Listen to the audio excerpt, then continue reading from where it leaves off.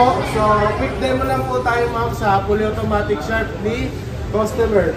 So, sa loob ma'am, meron po tayong free na hanger ma'am. Ito po yung sinasabi ko na free. So, meron po tayong 4 pieces na free na sharp na hanger. Tapos ma'am, magagagamit po tayo ng fully automatic. So, meron po itong kasamang drain hose. Itong drain hose natin ma'am, dito po natin siya ilalagay. So, para pagka mag-ano po tayo, na-dryer o magbabalaw, so dito po tatapon, mahaba po yung hose po. Okay. Then, meron din po tayong inlet hose ma'am. Sa inlet hose ma'am, ito po yung pwede natin gamitin. So, hindi tayo pwedeng gumamit dito ng ordinaryong hose. Kasi ma'am, pag gumamit po tayo ng ordinaryong hose, hindi po papasok yung tubig. So, ito po ang kailangan natin. Ayan ma'am. So, ito po is dito po sa kinokonek.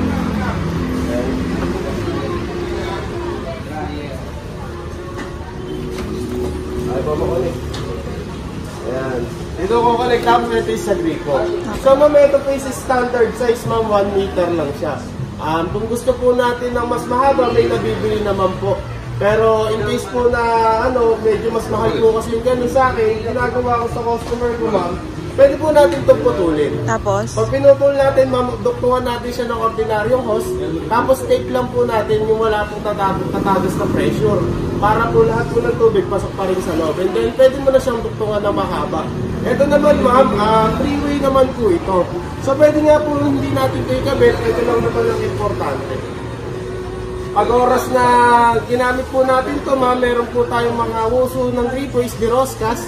Ayan po, dito po siya. Ayan. Pag ang uso naman po ng gripo natin is yung plastic, ma'am, pull down lang po natin to, ma'am. Tapos po, atakin natin. Then dito po natin siya ididirekta. Pero po, ang uso ng gripo natin is yung saktuhan lang, ma'am. Pwede po natin itong luwagan yung mga tornilyo. Tapos dyan po natin siya ikakabit. Okay. So, okay po tayo dito sa inlet hose, ma'am. Dito naman po tayo sa pag-process niya. Sa pag-process niya, ma'am, lagay po tayo ng mga marumi nating damit sa loob. Tapos pwede po natin ilagay na yung sabon, liquid or powder, pwede po tayo dito. Tapos dito naman po is downy or softener. Tapos po dito, ma'am, may lagayan din po tayo ng Sondrox. So, kompleto siya. So, pwede na po natin siyang ilagay dyan kasama yung mga maruming damit, sabay-sabay na po. And then after, ma'am, pwede na po natin siyang i-power on. Oops, wala po yan.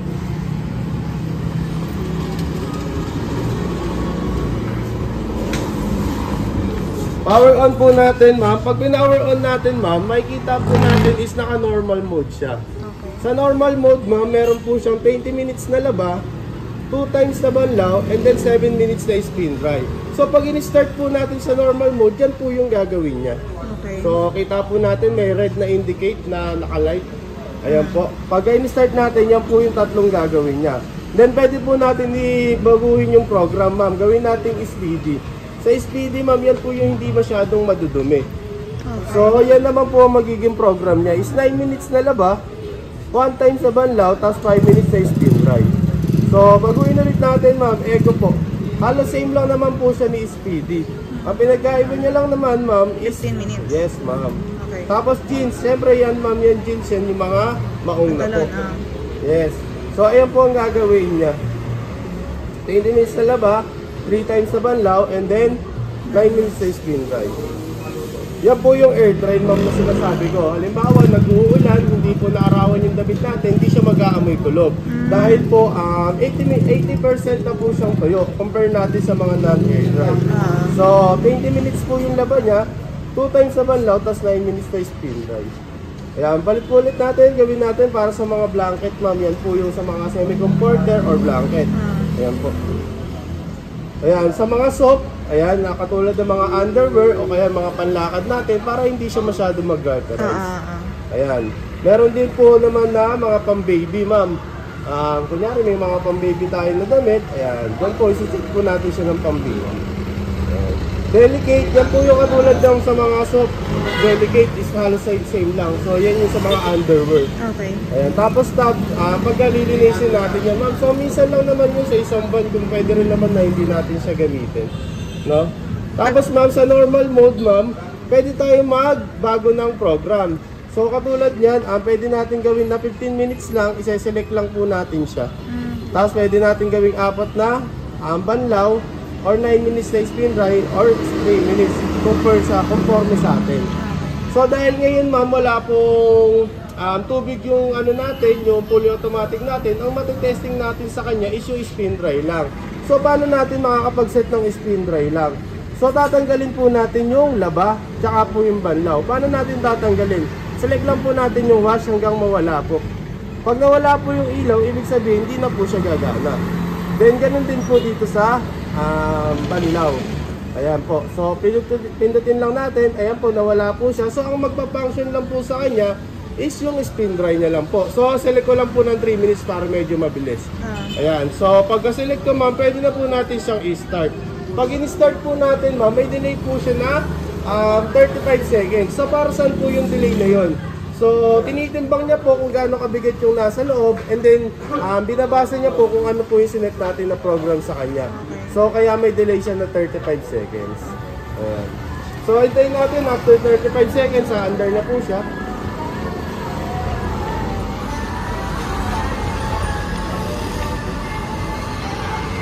Ayan natin. Tapos kagandahan dito kay Sharp ma'am, 10 years po yung warranty natin on motor, no? Okay. 10 years sa motor, 1 year sa parts, 1 year sa service. Tapos kagandahan sa kanya ma'am is plastic body po niya. So sa plastic body ma'am, hindi po nabubulok compared po natin sa mga lata. So kaya mas maganda po talaga siya.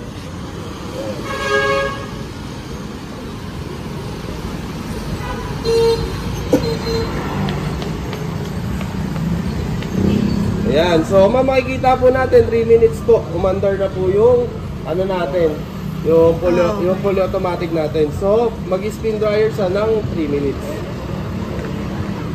Pabilis siya ng pabilis lang.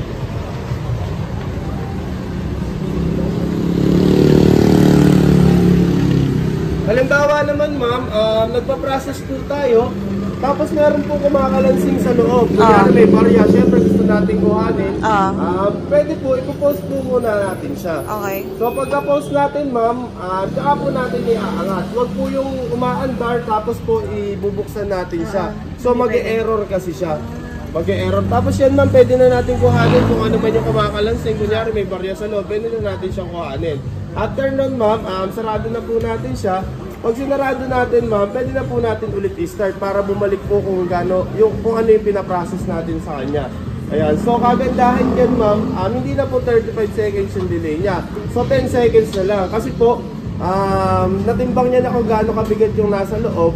Tapos ibabalik niya na lang naman yung set. So 10 seconds ma'am, ma-under na po ulit siya. Ayan, so ma-under na po ulit. Ayan.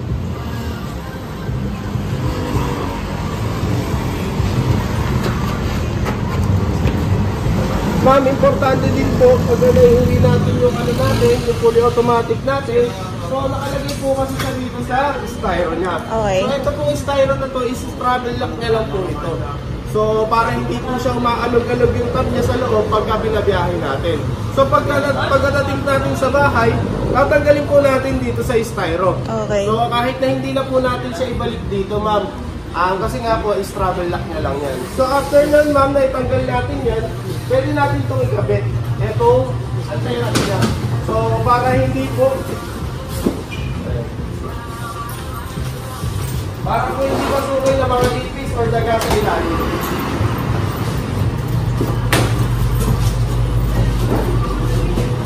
Ito naman po yung anti-red niya ma'am. So kinakabit lang naman to sa ilalim. Makikita po natin pag nasa bahay po tayo. Hindi kasi natin pwede ikabit to ngayon dahil hindi natin mailalagay dito sa travel lock. Okay. So pag taob natin, makikita lang natin kung saan natin ito isusuksok. Ang tawag po dito is anti-rat ma'am. Okay.